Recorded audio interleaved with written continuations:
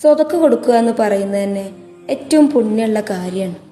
പക്ഷേ നമ്മുടെ കുടുംബത്തിന് മാറ്റിവെക്കാതെ മുഴുവൻ സമ്പത്തും ദാനം ചെയ്യാൻ പറ്റുമോ? നബി തങ്ങൾ തന്നെ അതിനെക്കുറിച്ച് പറയുന്നുണ്ട്. സഅദ് ബിൻ അബി വഖാസ് റളിയല്ലാഹു അൻഹു രോഗിയായി കിടക്കുകയാണ്. ആ സമയത്ത് നബി തങ്ങൾ അദ്ദേഹത്തെ സന്ദർശിക്കാൻ വേണ്ടി ചെല്ലുന്നുണ്ട്. അങ്ങനെ ആ സമയത്ത് അദ്ദേഹം ഒരു തീരുമാനം എടുക്കുകയാണ്.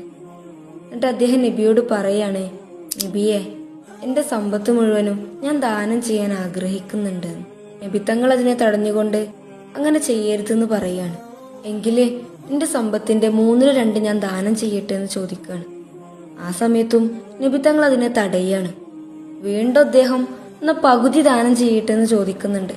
ആ സമയത്തും നബി തങ്ങൾ അതിനെ സമ്മതിച്ചില്ല. നബിയെ, എങ്കിലും ഞാൻ എൻ്റെ സമ്പത്തിന്റെ 1/3 ദാനം ചെയ്യട്ടെ. അപ്പൊ നബി തങ്ങൾ മറുപടി കൊടുക്കുകയാണ്, സമ്പത്തിന്റെ 1/3 ദാനം ചെയ്യണതന്നെ ധാരാളാണ്.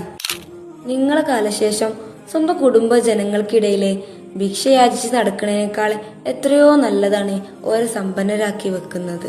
സ്വതക്ക കൊടുക്കുക എന്ന് പറയുന്നത് അത്രയും പുണ്യമുള്ള കാര്യമായിട്ട് പോലും തന്റെ കുടുംബത്തെ സംരക്ഷിച്ചതിന് ശേഷമാണ് ദാനം ചെയ്യാൻ ഇസ്ലാം കൽപ്പിക്കുന്നത്. ദൈവപ്രീതി ആഗ്രഹിച്ചുകൊണ്ട് കുടുംബത്തിന് ചെലവഴിച്ചാൽ പോലും പ്രതിഫലമുണ്ട്.